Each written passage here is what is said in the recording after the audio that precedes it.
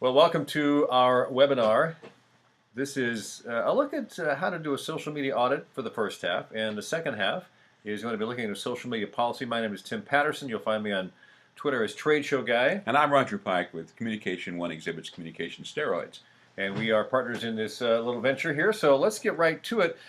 Social media, along with any other thing, is interesting because if you don't know where you're going, any road will get you there, or maybe won't get you there at all. It's a famous song by George Harrison from his great album Brainstorm. If you don't have it, Roger, what do they need to do? Go get a copy, right? No! Yes, they do, actually. Okay. Okay, they do. All right, so let's look at how we do this. First of all, why in the world would you ever look at social media? Why would you look at the metrics and conduct a social media audit? Well, the first thing is to identify current practices. You want to set a baseline for where you are now. Because what you want to do is do one now, do one in 6 months, do one in another year, and you can look at trends. So you have to identify your current practices. To start that, you do it now, and that is where the social media audit starts. You also want to identify who your competition is and what their current practices are, so you can set a baseline for them as well. So you identify the competition, you do the metrics on them as well. You also want to establish your goals in social media by looking at where you are now, where you want to be, and because obviously you're not where you want to be now. If you are, then why would you do a social media audit? You're doing perfect. But as we know, no one is perfect in this world. So helping to conduct all those metrics and making numbers helps you establish where you want to go in social media, and it helps you build an idea and a plan to meet those goals. It also lets you, in 6 months, 2 years, you mentioned, look back and see if you met your goals. You make a plan, and you execute the plan, and you find out if that plan actually worked with who's doing the plan. And if you are accurately tracking your social media, you can make good course corrections midstream. I think it's important there to mention the fact that that's one of the things that that really is an advantage of a social media marketing campaign over a direct or traditional marketing campaign. And with a traditional campaign, you devise your strategy and you execute your strategy, and it costs you millions of dollars to get your spots in the newspaper or on air or in the radio. And you really don't have an opportunity to change that marketing plan once it's been launched. But with social media, you can tweak it as you go. Yeah, or if the course corrections you make in the traditional media are being made, they are not great. And they're expensive. And they're expensive, yeah, because you put a lot of money and effort into it to see if it works. And we're talking about bigger companies. Certainly, most companies that we work with don't have millions of dollars to spend for that, but they certainly have thousands or tens of thousands and sometimes hundreds of thousands on a yearly basis to market their products and services. So having a social media audit lets you identify those and make corrections midstream. So, the big question is, where do we start with all of this? And I would say you got to start at the beginning with the basics. For instance, we want to know, and you want to know, who is responsible for handling all of your social media interactivity. Is it someone that is in-house? Is it the young digital native down in marketing? Or is it someone who is perhaps over in accounting that really is adept at Facebook and Twitter and Instagram and is just always talking about that stuff? Or who are the people that are responsible for your social media platforms? If you haven't identified those, you have to make sure you do that, because people are tweeting, and they're tweeting from your company whether you know that or not. Or are you outsourcing all of this? Have you hired a company to come in and either train your staff, which I think is the ultimate thing, because you want to train them well enough so that they actually make their job obsolete. But in the meantime, are they doing a lot of your content creation? Are they putting out tweets, creating videos, or making photographs for posting on Facebook or Twitter, those types of things? So who's responsible? Where does that come from? It could be a combination of both. It could be someone that's coming in to guide you and guide your in-house staff as well. What about management? We got to know what management's reaction is to social media engagement. Roger likes to tell the story of a company that we worked with that the management thought social media was basically for kids. Isn't that right? And we'll talk about that again in my portion of the presentation. But yeah, they thought that it was a toy. Yeah. And not a very useful toy. And not a very useful toy. And we found out the exact opposite. It was very useful to them. They just didn't realize that. So we'll talk about that in Roger's section about the social media policy. A lot of them do think it is a waste of time. It is not a waste of time. It is a waste of resources, because you have access to all of these platforms out there that they're free, really. All it takes is the amount of time to learn how to use them and to train the people to do it properly. It's like, I've heard it said, older people say, well, I'm too old to learn how to do this stuff. And my reaction is what a lot of other people say, no, you're not too old, you're too lazy. How old are we? We're old enough. Yeah. And we've learned this stuff and we've loved it and for a long time. And so can you. So maybe management is just not sure yet, but they've got to get on board at some point. Your management also might be of the ilk that's saying, we need to do this, or we're doing it great, and we need to put more effort into it. In your audit, this is what we're looking at. Write this down. How does your management respond to your involvement and engagement in social media? Let's look at some of the quick measurements that you will be taking. First of all, kind of an assessment between you and your team. Talk about what your perceived strengths and weaknesses are. You might say, gosh, we got someone that is a really good photographer and they get great pictures at all the events we go to. We post them online. We're on Flickr. We're on Instagram. So that's one of our strengths. Our weaknesses is we don't tweet very much, those types of things. So talk amongst yourselves, as the case may be, and figure out what are your strengths and weaknesses. And then also, take a look at all the platforms you're on. Take a look at the platforms that you're best at, maybe the ones that you're worst at. You might say to yourself, gosh, we got a Twitter account, but we just, we've tweeted like 3 times this year and it's October. You might be blogging, but you look at the blog and you say, well, we have about 3 posts since summer. We just aren't doing much on our blog. But on the other hand, we're very active on Facebook. We have a lot of clients there. We have a lot of customers that are giving us feedback. So assess these platforms. Which are you best at? Which are you worst at? And, there's maybe some platforms that you're aware of that you're not currently engaged in. And I would say that there are, a main 5, 6, 7 platforms that you want to be engaged in or consider being engaged in, but there are a lot of other platforms out there that are lesser known that you may be on or may not know about, and I wouldn't worry about those at this point. You're just trying to assess the top half dozen or so. You might ask yourself, is there a reason to be on Twitter? There may not be. There may be a very valid reason, but you have to find that out. And you want to know also, are your main competitors there as well? So these are the quick measurements that you make while you're going through your initial assessment on the social media audit. Some more measurements are, what are your current methods of measurement? Are you measuring the number of tweets you have? Are you measuring the number of followers? This is a kind of a quick snapshot again, and that's what the whole idea of a social media audit is to make a snapshot. This moment in time, this week we are doing this. In 6 months from now, it'll be different. So what are your current methods of measurement? You're looking at followers. You're looking at, how many followers you have. Are they increasing? Do you have 2,000 now? Or are you up to 2,200 in another couple of months? Or are you at 2,102? So are you increasing quickly or increasing slowly? Is it rising at all? Is it just flat? How are the trends? So trends are very, very important when it comes to social media. We can't emphasize that enough. And the good thing about trends, and as we've already mentioned, once you've established them, you can alter your social media campaign at a whim to follow them. It makes social media the most responsive and interactive of your possible marketing campaigns.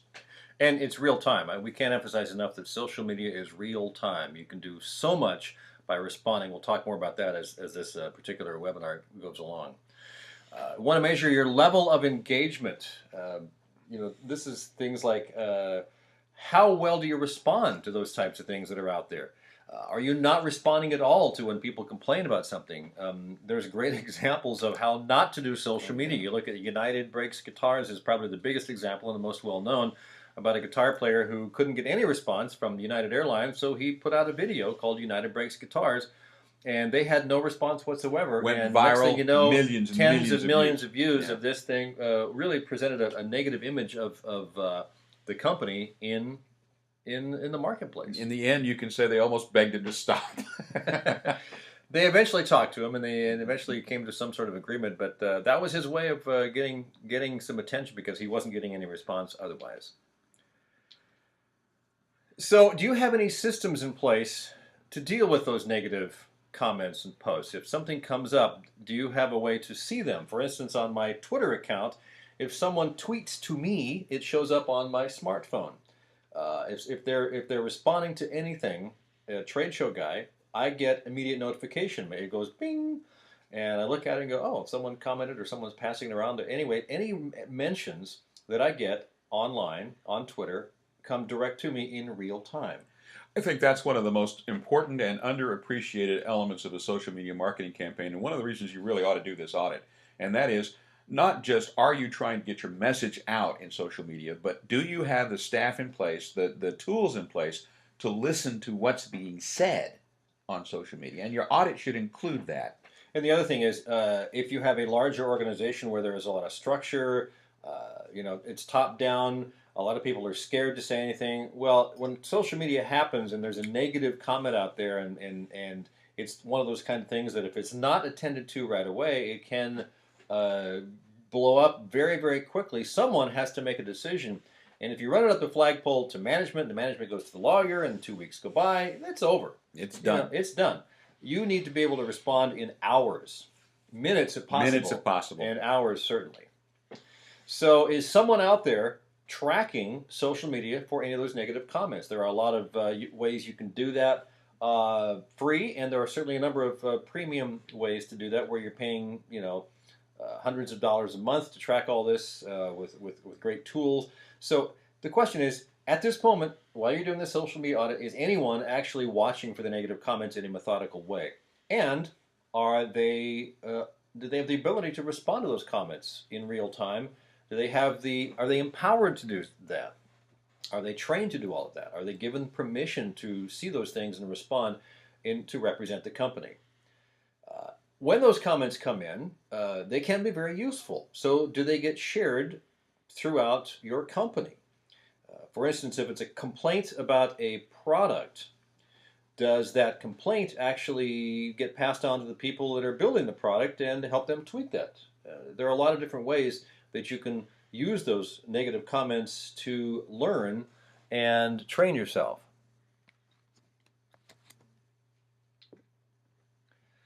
So, what we just talked about, those comments can actually be very, very important to help tweak those services and products, give you feedback, because as anyone knows, if someone complains about something, they like it generally, but they think something could be improved.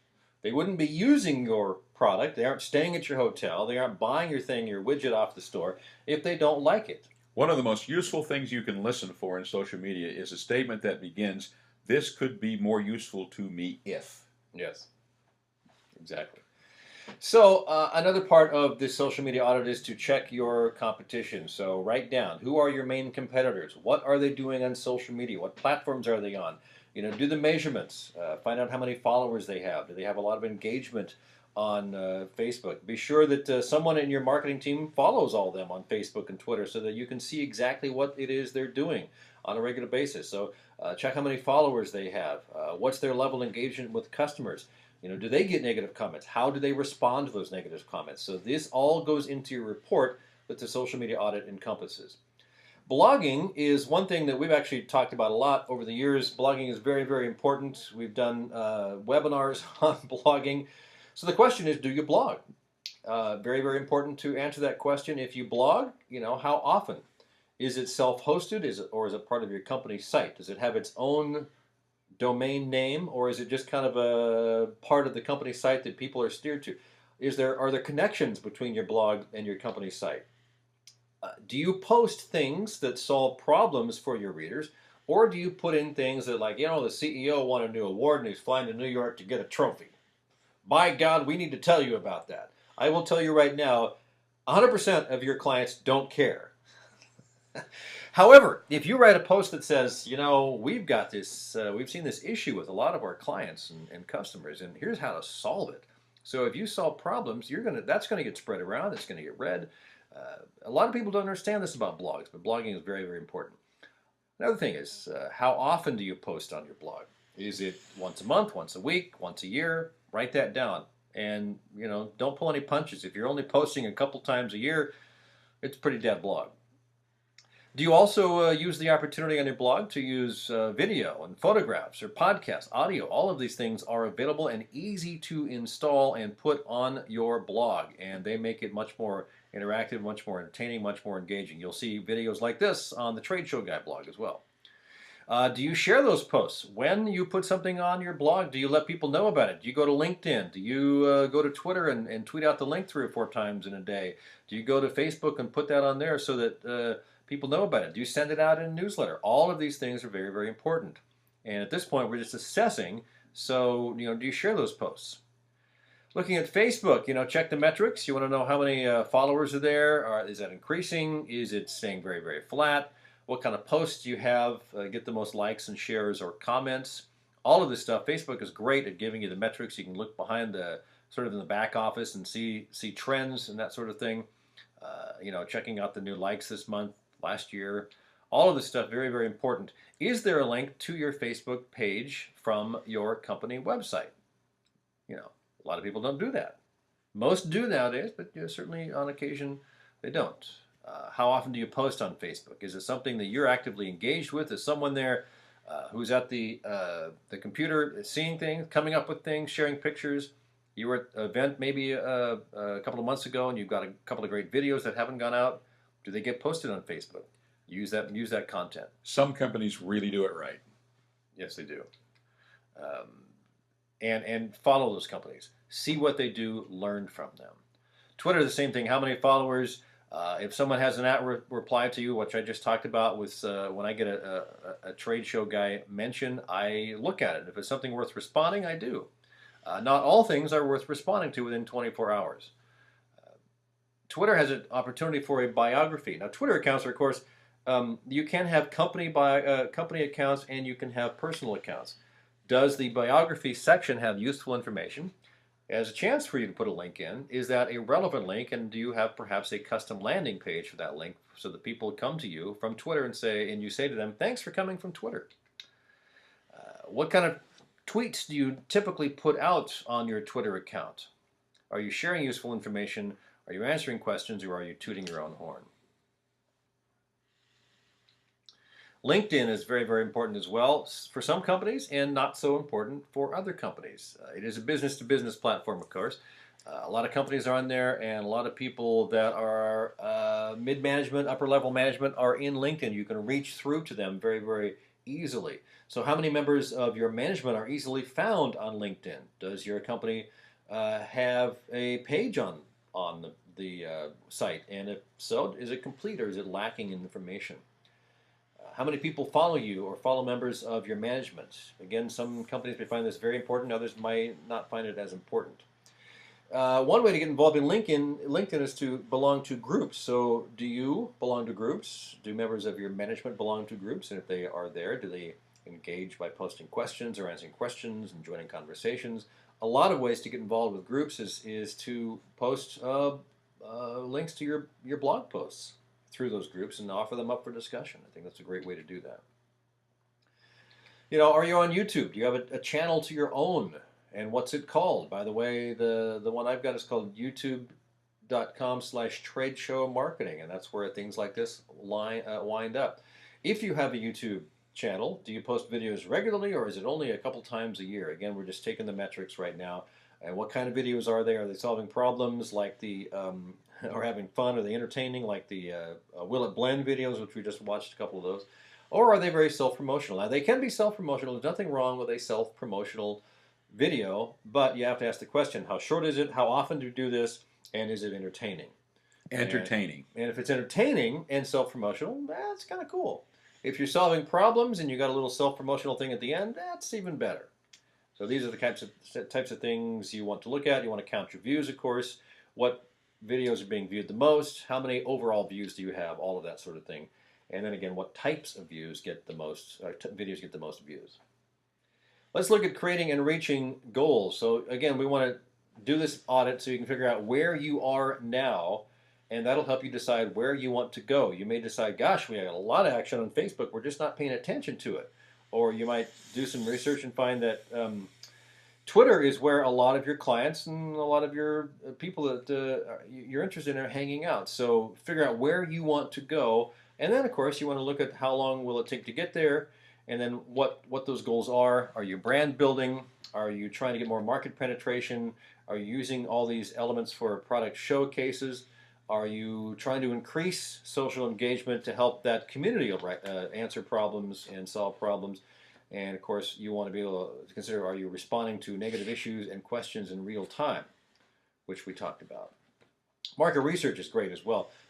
You can learn so much about what your audience is doing, how things are important to them, what they're responding to. Some people believe that the research that they do through social media is somehow different than the normal research, market research that they do through phone questionnaires or through a market research firm or whatever.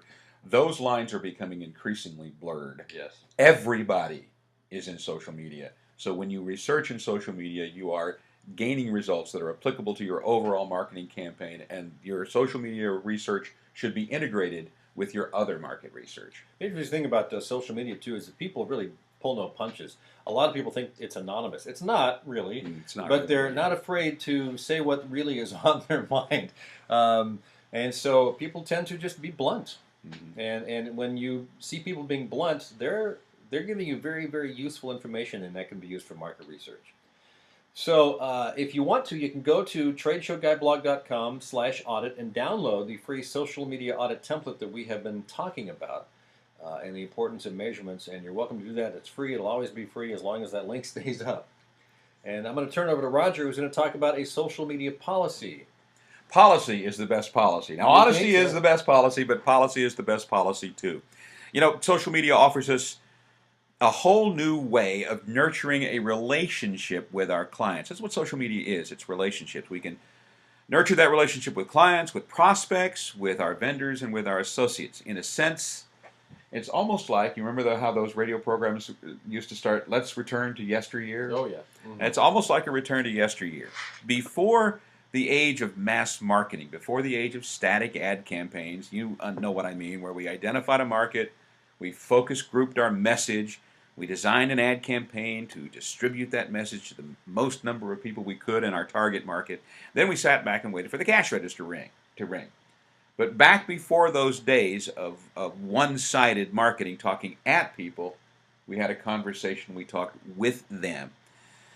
We sold to them because we knew them and because they knew us. It was an interactive process. It was a relationship. Now, in a sense, we've returned to those days. That's what social media has done. In addition to offering an opportunity to touch a whole lot of people, literally billions, social media provides a platform to interact with them, interact with those people, to build a relationship with them. And while that has a huge upside, it also carries a significant risk. You need to ask yourself, who is talking for you? Who are they talking to, and what are they saying? Trust me when I tell you that what you don't know can hurt you. Which is why this slide is entitled, Make Way for the Apocalypse. But I'm not involved in social media, I hear you saying. Don't kid yourself. You definitely are. You have a social media department, whether you know it or not. Now, that includes your paid marketing staff. And yes, you do have a social media marketing campaign. Don't deny it. Chances are good that whoever you pay to promote your brand understands the power of social media and is involved in it in some way. That is, if you are paying someone, if you're not handling it yourself, they understand that social media these days is a way of marketing your product. But even if your paid staff isn't involved, even if you yourself aren't involved, an awful lot of other people are. Somebody is. Every single employee that you have with access to the internet, everyone is now a marketer for you. And how many people can you think of that actually don't have access to the net? Yeah. 24/7. Yeah. I can think of one. I literally can't think of anybody. You know, my 85-year-old dad spends his whole day on social media. Now, the people who have access to the net who may be talking about your company include solid, responsible employees. Now, these people are the people that you want talking on the net. They can be effective ambassadors for your brand. They are the people that you want talking about your products, your company, the people that work for you, the people they work for. They're good folks. Now, there are also solid employees who you may not want to talk about your product so much. Not because they don't mean well, because they do mean well, but they just don't know enough. So they may be putting out misinformation inadvertently. You may not want them talking so much about your company except in the most general of terms. But those two groups aren't the only two groups. Disgruntled employees. Someone who just had a serious altercation with management is on the net beefing about it, talking about what a crappy manager they have to all of their friends, all of their friends' friends. They're tweeting it. It's not a good Some situation. of them have quit in full view of the entire world, and unveiling everything in like a YouTube video or something. And in their own words. Yes. I mean, it's their perspective. Yours isn't represented. Yes. Ex-employees also have access to the net. Believe it or not, your ex-employees are talking about you. Some people have got it right. One of those people, and I get maybe surprisingly, is the United States Air Force. Even if you aren't talking about your business online, you can bet it gets mentioned. We're going to talk about the Air Force in just a moment. But some time ago, and we talked about this earlier in Tim's half of the presentation, Tim and I did a 9-month research project for an international manufacturing giant. This is a Fortune 500 company. The man who hired us for the job was shocked at how often his company's name came up in social media and how frequently the type of product they manufactured, that is, titanium fasteners and anti-corrosive coverings, believe it or not, was mentioned in social media, how often that was discussed. Now, while the executives in this firm's corner offices thought of social media as a ridiculous toy, their line engineers were using Twitter to talk to each other. They alerted each other regarding advancements in the field. They highlighted useful articles they thought might interest their colleagues. They were using Twitter and other forms of social media as a way to communicate with each other. They were also communicating with your clients and prospective clients. They were also talking to your vendors. They were also talking to other employees, whether they knew it or not and whether you knew it or not. Now, as I said, one group who understand that fact early was the United States Air Force. A decade ago, they produced a manual for their public information officers. That topic was how the average airman was likely to use social media. And it offered a number of interesting insights. And I'm just flat going to read those to you because I know you're not supposed to read a slide. I know it's against the rules, but I'm going to do that anyway. The Air Force calls the new internet social media an online information battle space and has created an extensive guideline for basic level tactics. Notice the language they use. I thought that was fascinating. Mm-hmm. Basic level tactics to complement traditional forms of public affairs in the United States Air Force. The Air Force says airmen should stay informed through blogs, independent wikis, or independent learning, wikis, and other, and this shows you how old this particular manual is, Web 2.0. How long has it been since we've used that phrase? Web 2.0 tools. Blogging is now considered mainstream. Bloggers often scoop reporters and upload video, images, and content. As a result, airmen bloggers are quickly becoming airmen journalists, propelling their work from the new media to the front page of the old media. Now, while communication with the media and the public has traditionally been the responsibility of public affairs, today all airmen are communicators. Get that? All airmen are communicators.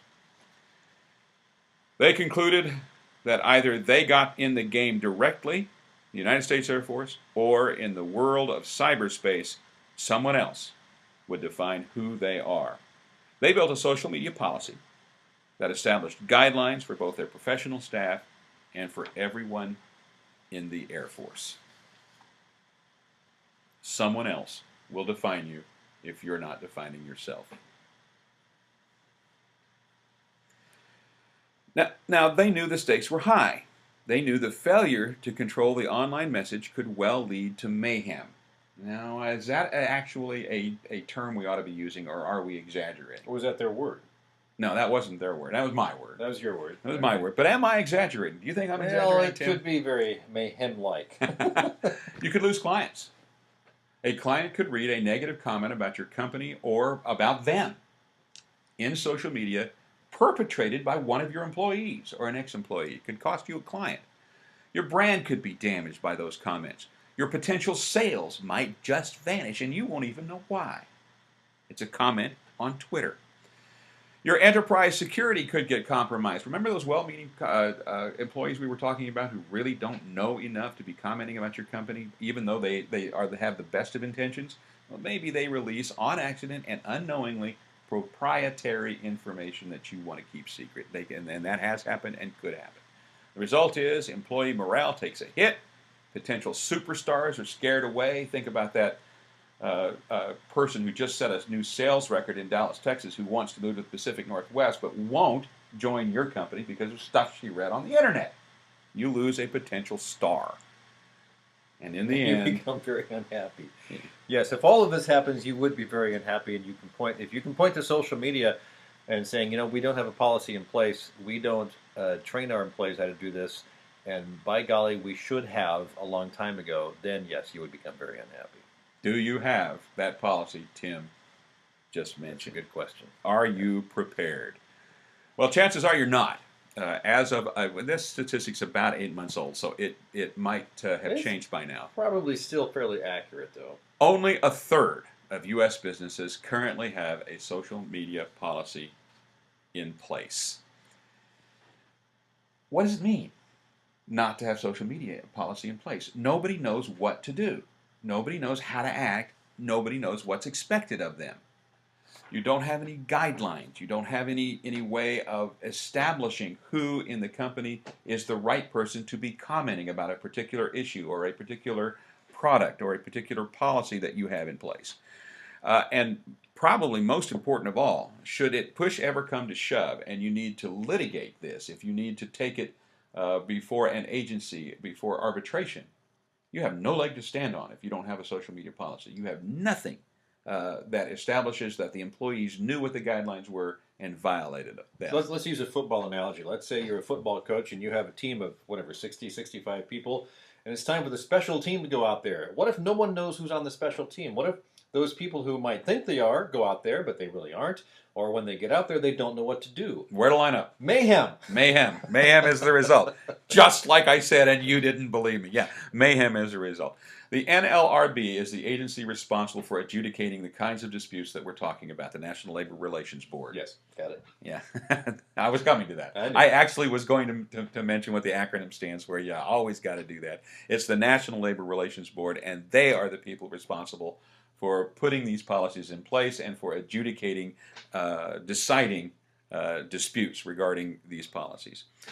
Let me tell you, social media is still new enough that there haven't been very many cases. So the regulatory climate is a bit nebulous at the moment. Now, we at Communication One Exhibits, Tim and I and the people that we work with and who work for us are not trained lawyers. This is our disclaimer. We are not giving you legal advice. We are observing from the outside, and we've certainly done a lot of research, but again, we're not giving you legal advice. We are not trained lawyers. We do not play one on TV, but there are some things that we do know. Few cases have been decided to date. There's not much information there for you to base the possible harm that this could do to you on. Just aren't many cases, but there are going to be more as time passes. There's a fundamental vacuum of clear regulatory guidelines. As a result, you can't point to a particular decision and say that defines how the NLRB is going to decide these cases. There just aren't enough of them. But still, there are things that you can draw from the cases that have been decided so far. One of the things that you can know is that management has to be cautious. In one case in Connecticut, the NLRB brought suit against an ambulance company. Now, the business fired an employee after she posted disparaging comments about her supervisor on her Facebook page. Now, do you think that that's a legitimate reason to fire someone? The NLRB did not. They argued that the company had violated that worker's free speech rights and judged that her speech was protected not just by the First Amendment, but also by regulatory statutes that prohibit companies from interfering with communication between employees that is intended to talk about the workplace environment and to help organize to improve workplace conditions. And they argued that this particular tweet fell under that broad umbrella of an organizing to better the workplace communication, and they held against the ambulance company, argued that that speech was protected. Now, the company argued that they weren't dismissing their workers because of that post, but rather because of poor performance, but the NLRB did not buy it. In January of this year, the NLRB confirmed that trend by a ruling involving a Buffalo, New York nonprofit called Hispanics United. Now, that company had dismissed several paid employees. They are a nonprofit and use volunteers, but they have paid employees for complaining about their workload on a Facebook thread. Now, that decision, again, went against the organization. It went against Hispanics United. The NLRB held that the Facebook thread fell under the statutes protecting what's called concerted activity, that is, employees organizing to improve workplace conditions. Now, these examples support the idea that employees can use their private social media accounts to discuss their companies, their supervisors, or their job if it can be considered that they're reaching out in any way to fellow employees to discuss working conditions. Such speech is allowed under protections of employees' rights to organize. What constitutes such communications, it appears, will be interpreted very broadly. So what can you do? What now? Given that those are kind of laying the groundwork for where you might see this was going, the question is, what now? How do you protect yourself? How do you establish that policy? And you do need to establish a policy, which is what we're here to talk about. You have to. You establish an internal social media policy regarding your on-the-job access. That policy needs to include several things. First of all, it should regulate the use of company resources, over which you have complete and utter control. Well, I say that, and it's not exactly complete. Employees can use employee work tools to organize. That's part of the concerted action law. So they can use email, for example, to organize, to set a meeting or what have you. But you can have significant impact on how your company resources are used. You need to know what can be done on the premises and during working hours. And again, the right to organize is being held very broadly, as is the use of company spaces and company time with regards to organizing for improving working conditions. You need to know who is empowered officially to represent the company in social media. That is, who do you want out there tweeting about your company? Who do you want answering questions about products that you might have? Or who do you want helping people online to solve problems that might involve the tools, might involve the products that you can sell them as they help solve problems? Remember, Tim told you, and I will let him jump in here, solving problems is the #1 thing you can do through social media. It really is very helpful because social media allows access to information in real time that you would not normally have, and you can use that in so many different ways. So again, that can help you face some of these problems and give you insight into things that are being talked about, and that'll help guide you. So somebody asks a question on your blog, somebody asks a question in Facebook that you happen to be a friend of a friend who reposts it. Somebody asks a question through Twitter that goes through all of the various professionals and people who are interested in your products, who might be following some of these professionals. They ask a question, they have a problem, and then your employee jumps in there and says, well, we're familiar with that, and this is how we solve it, and these are the tools that we can offer you to help you solve it.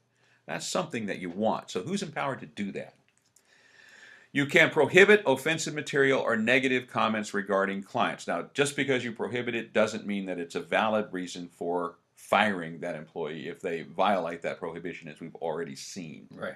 But you can at least say, we don't want you talking negatively about your coworkers, our company, or your bosses. It's our company policy that we are kinder than that. Yeah, it is our company policy that we discourage that sort of thing. Yeah. And that should be included in your policy. And you can, and this may be most important of all, use that policy to clearly emphasize your values. Now, I don't think that you should include in your social media policy your mission statement, but you need to let employees know that this is what you believe we stand for. And with any luck at all, that's what they'll be tweeting out. That's what they'll be putting on It's their true Facebook because page. I think the values uh, does need to come through in all levels. And if you communicate this clearly through this social media policy to your employees, and it is represented on Twitter and Facebook and LinkedIn and all those places, that makes your company look better as well. It just shows who you really are. You're not a bunch of trolls, because certainly there are companies out there that have, and troll is such a great word for that, because these are the people that lob comments, vicious comments with behind an anonymous face, and you don't want that. Nope. Not in your company. What about what the employees do on their own time at home? Oh yeah. The answer to that question is you've got almost no power to regulate them. You've got nothing. Recommendations matter. Free speech and right to organize issues are involved. So the fact of the matter is you have almost no control over what your employee tweets from home. And if you fire an employee over something that they tweeted from home, you better have another darn good reason that will hold up in arbitration. You cannot fire them for what they tweet, because the chances are very good that the regulators are going to see that as an attempt to organize to improve working conditions. So what you want to do in your social media policy, again, with regards to what people might do in the privacy of their own home at their own computer terminal, is again what we talked about before.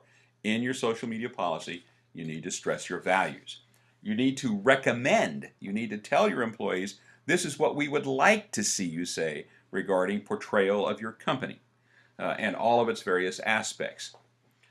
And last but not least, and well, maybe it's last, we'll see when I bring up the next part of the slide, but certainly I think close to last but not least, is you need to let your employees know that what they say in social media, whether they think that it disappears in an hour or not, is forever.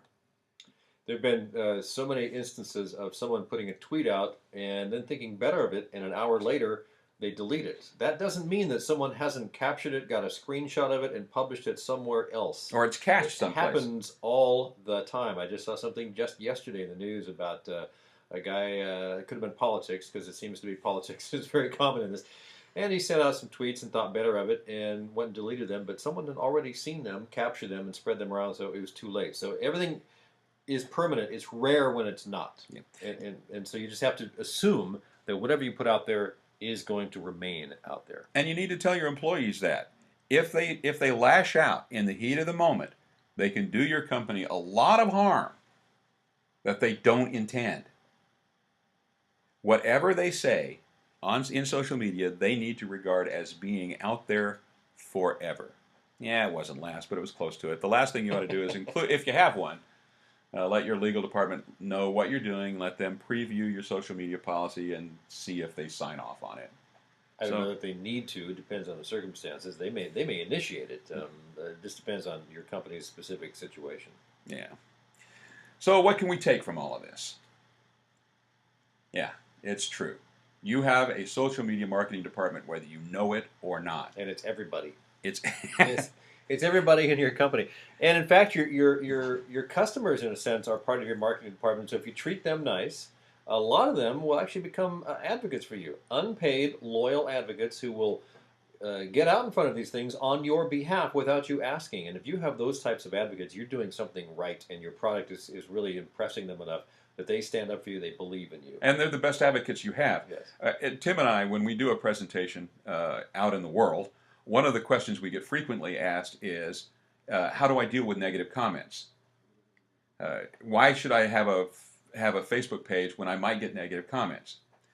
And the answer we give a lot of answers to those questions, and negative comments can be used as a tool. They can be used as a device to find out what you need to do to improve.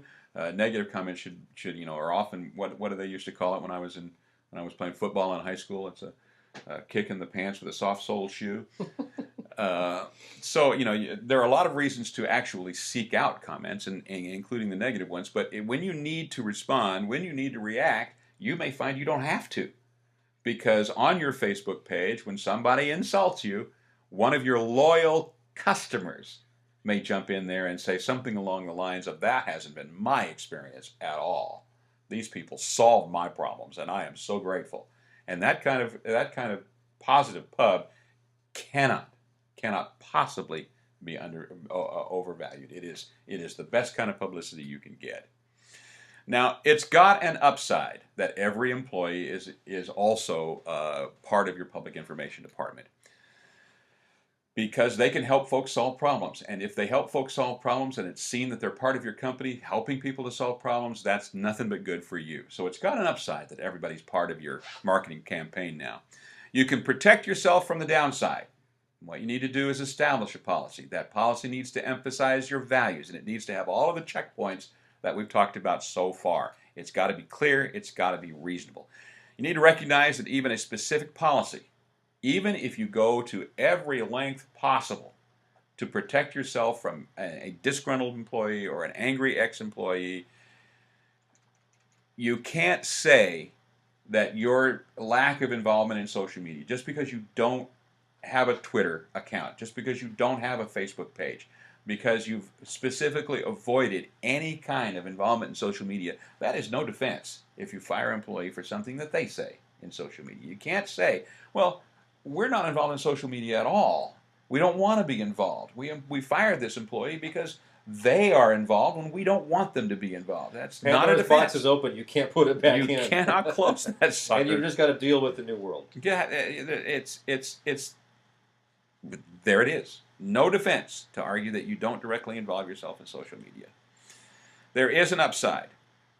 Please believe me, that upside is 1,000,000 times more important than the downside. It's 1,000,000 times more valuable to your company than the downside. So, what do you need to do? You either need to create a social media policy, or you need to hire somebody to do it for you. You could hire us, I guess. I want to make a comment here, because I think that one of the values of having a social media policy is that it shows your client, it shows your employees, I should say. I think one of the valuable items of having a social media policy is that you're showing your employees that you care about them, you care about the company, and you value them. And I think that goes a long way, because employees like to feel valued. Many of them prefer to be recognized and valued more than they want to raise. Yeah, that's true. Yeah. Studies have shown that that a relationship with their employer, a good relationship with their employer, is in some respects more valuable than a raise. I was shocked when I read that, but it's true. It's very true. Yeah, people like recognition because that means means a lot to them. So that wraps up our presentation on the social media audit and the social media policy. Thanks, Roger. It's been my pleasure to be here. And this is Tim Patterson, Communication One Exhibits and Communication Steroids.